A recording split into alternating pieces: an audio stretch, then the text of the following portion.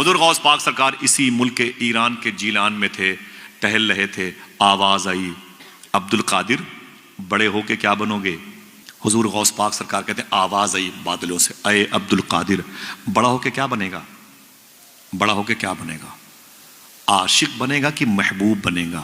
یہ دو ڈگر الگ الگ ہے، سمجھ رہے ہیں؟ گھر میں آئے اپنی ماں سے لپٹ گئے، بولے میری ماں آواز آئی ہے عبد القادر کیا بنے گا؟ تو ماں نے کہا بیٹے جلد بازی میں کوئی فیصلہ مت کرنا، سوچ لے تو کیا بننا چاہتا ہے، یعنی آرٹ سائڈ سے، سائنس سائڈ سے تو بی ایم ایس کرنا چاہتا ہے، ایم بی بی ایس کرنا چاہتا ہے، تو کدھر جانا چاہتا ہے؟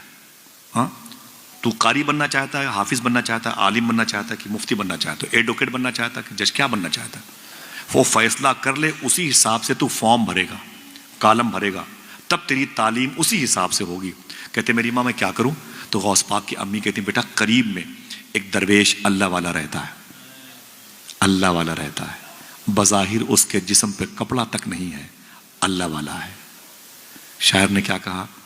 عشق انسان کو قلندر بو علی کرتا ہے، عشق پاگل نہیں پاگل کو ولی کرتا ہے۔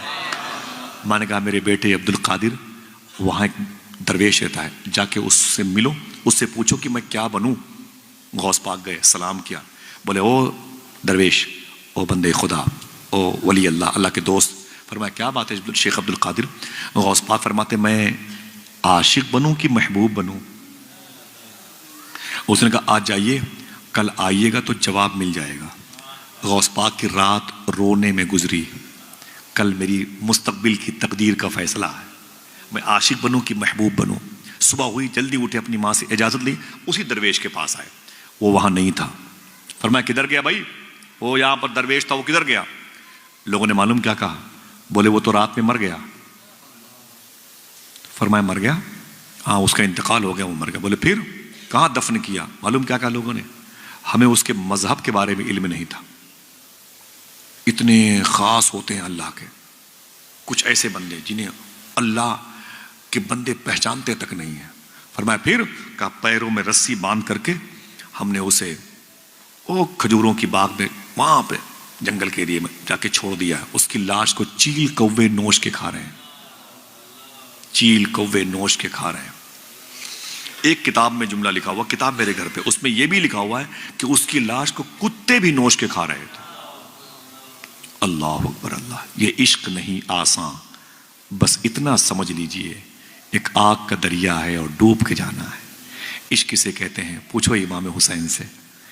عشق کسے کہتے ہیں؟ پوچھو بلال حبشی سے۔ عشق کسے کہتے ہیں؟ پوچھو سلمان فارسی سے۔ کوئی خبیب سے پوچھے، بلال سے سمجھے سزائے الفت سرکار میں مزہ کیا ہے۔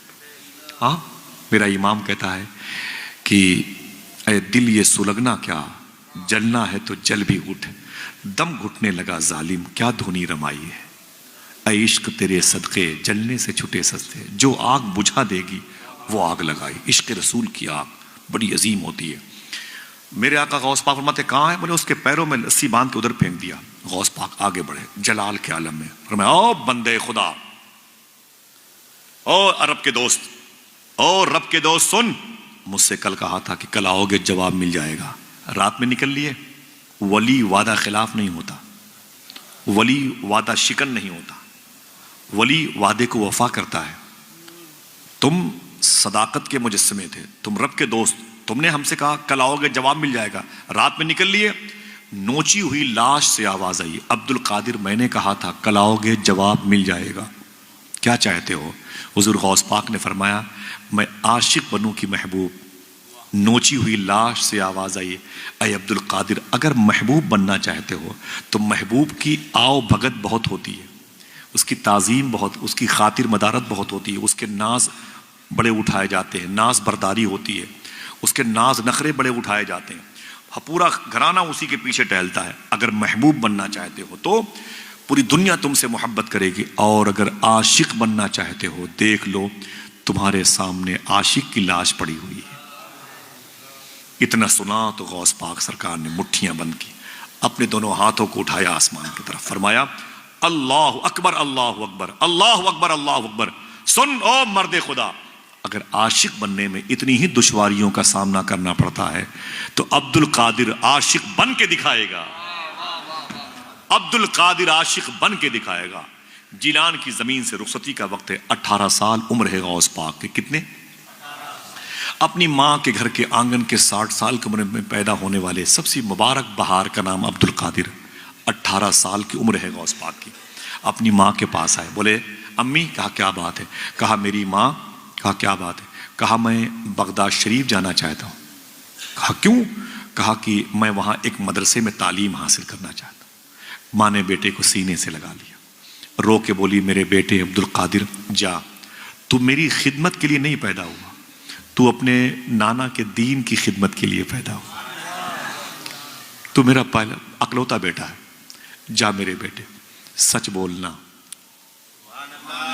غوث پاک کی امی نے کہا تھا سچ بولنا، جا میرے بیٹے جا۔